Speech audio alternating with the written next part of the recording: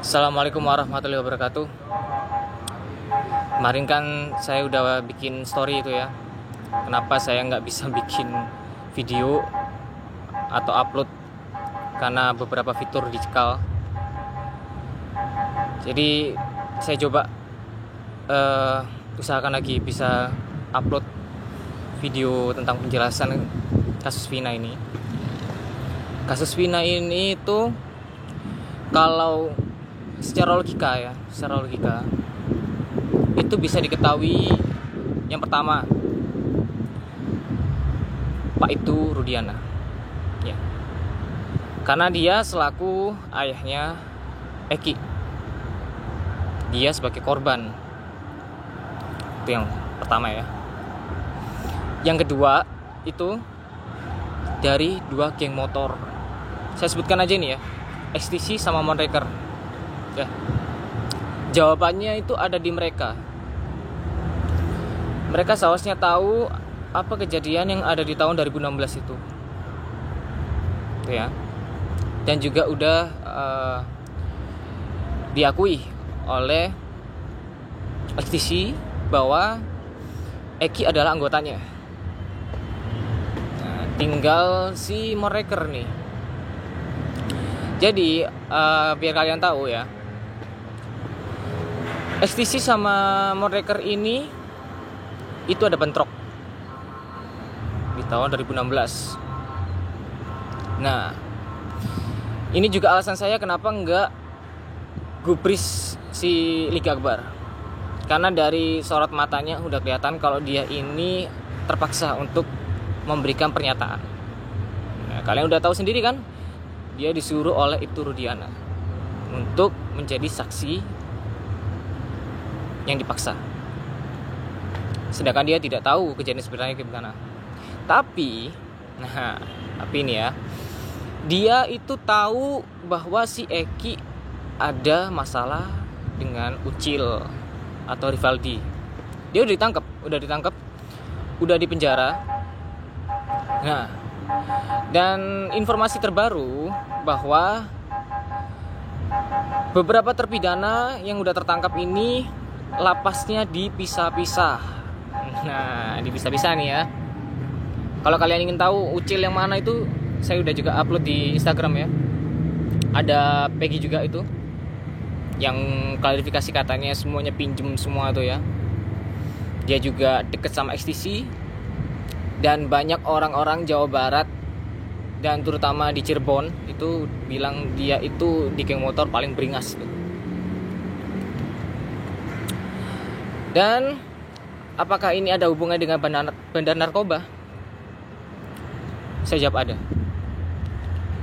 Kalau kalian ingin tahu, kalian bisa search tuh kasus narkoba yang ada di Aceh Tamiang. Tuh, kalian lihat. Jadi bosnya itu udah ketangkap. Nah, yang sekarang merajalela ini itu anak buah dari bos bubuk ini.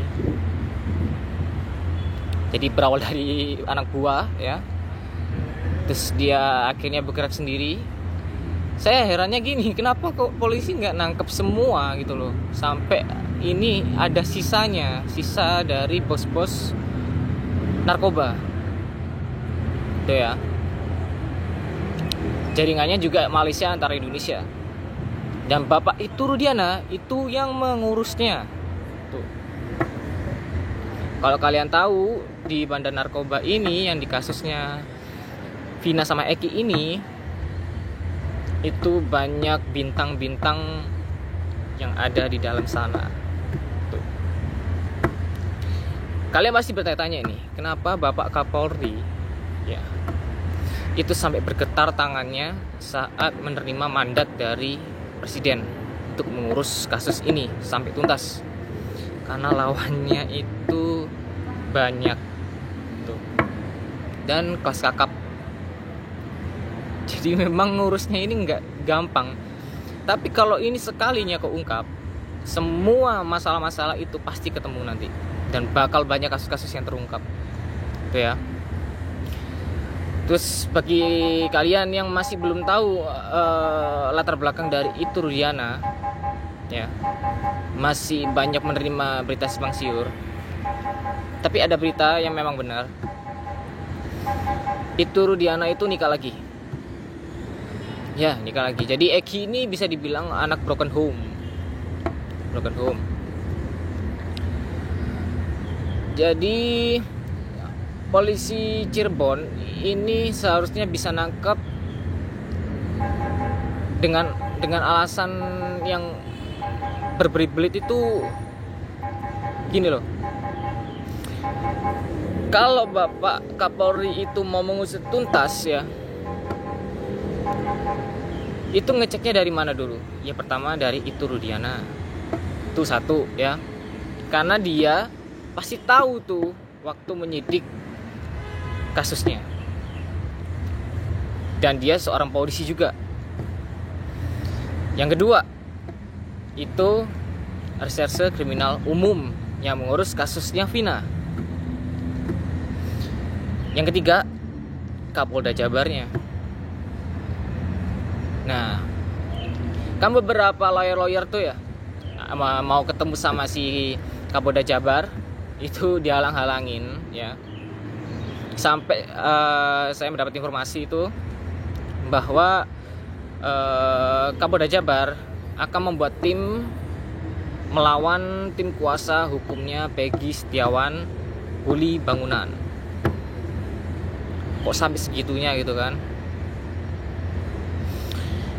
Lalu saya akan menjawab lagi. Kalian mengiranya saya menuduh Saka? Enggak. Jadi gini guys, Saka itu kan tumbal tuh.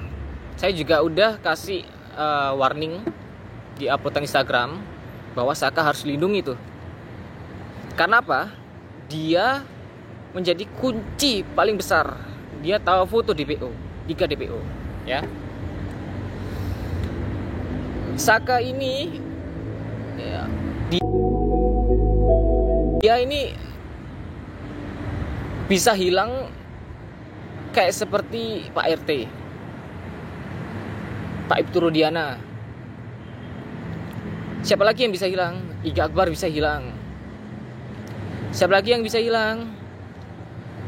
Pak Suroso, sebagai orang yang menolong Eki dan Vina waktu di TKP, ya kan? Nah, saya juga dapat informasi ya bahwa banyak suap-suapan ke orang-orang Cirebon untuk menutup mulutnya, tidak memberitahukan proses penangkapan. Kalau memang orang-orang Cirebon itu ingin kebenaran ini terungkap, jangan terima uang itu.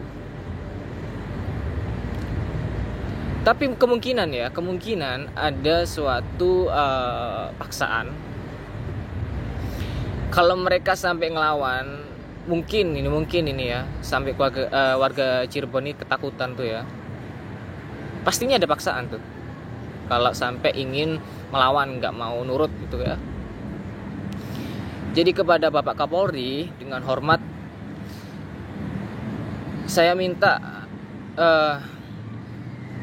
Anda ini membuat tim yang kuat untuk memeriksa Kapolda Jabar, lalu Reserse Kriminal Umum Pak Ibtu Rudiana, itu kunci-kunci paling penting ya.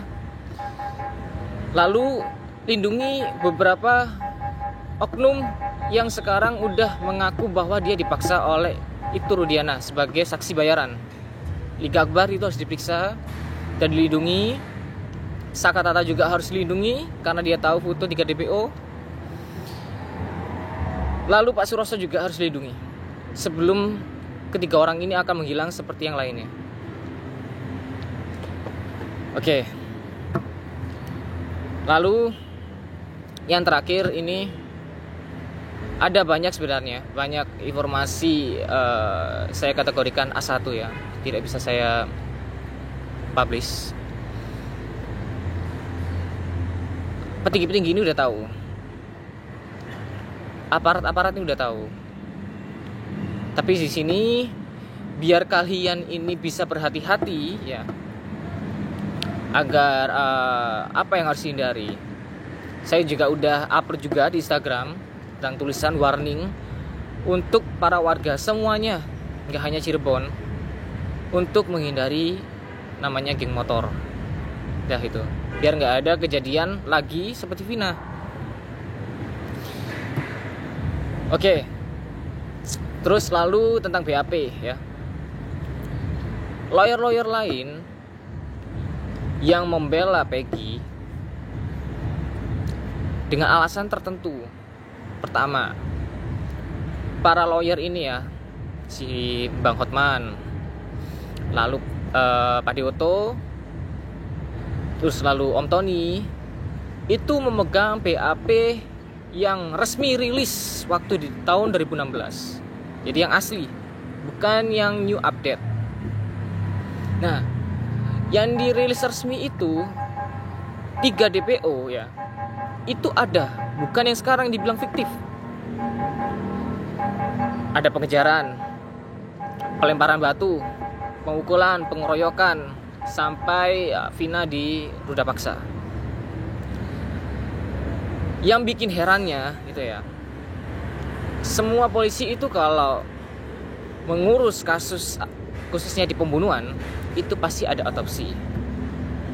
Nah, kalian juga penasaran kan, yang saya maksud siapa orang yang meninggal adanya kasus Vina ini. Yang pertama, dokternya, dokter yang mengurusi otopsi Vina dan Eki. Sampai sekarang pun gak ada jawaban meninggalnya karena apa. Lalu hubungannya dengan narkoba, kalian buka aja beritanya. Ada kanit di Jawa Tengah meninggal dunia dengan bunuh diri, menembak kepalanya sendiri. Dan dari situ semua kalian bisa ngerti kenapa saya nggak bisa terlalu publish. Tapi saya tetap akan kasih kalian informasi, biar kalian ini bisa tahu apa yang dihindari, apa yang harus kalian tahu. Cuman memang nggak bisa terlalu publish.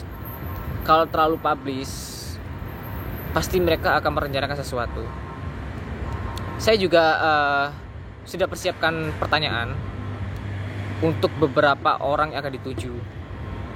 Cuman di sini saya cuman nunggu siapa yang memang benar-benar bisa menjadi backingan saya.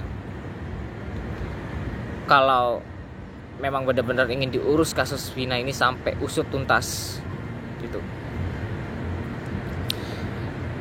Ya, capek ya sebenarnya yang ngurusin kasus ini ya. Kalau kalian tahu itu ya, mungkin parodi yang di TikTok itu, yang disuruh makan gak mau, kopi terus gitu kan bilang. Ya kayak gitu tuh ngurusin kasusnya Vina ini. Ya saya nggak bisa terlalu publish. Cuman kalian yang bikin penasaran, pertanyaan-pertanyaan yang terus ke saya itu, ini gimana sih gimana gitu kan. Terus kenapa nggak upload video kayak yang lainnya gitu kan. Saya udah jelaskan, fitur TikTok mau Instagram dicekal waktu itu. Pada video saya yang pertama kali itu viral itu langsung benar-benar fitur dihapus.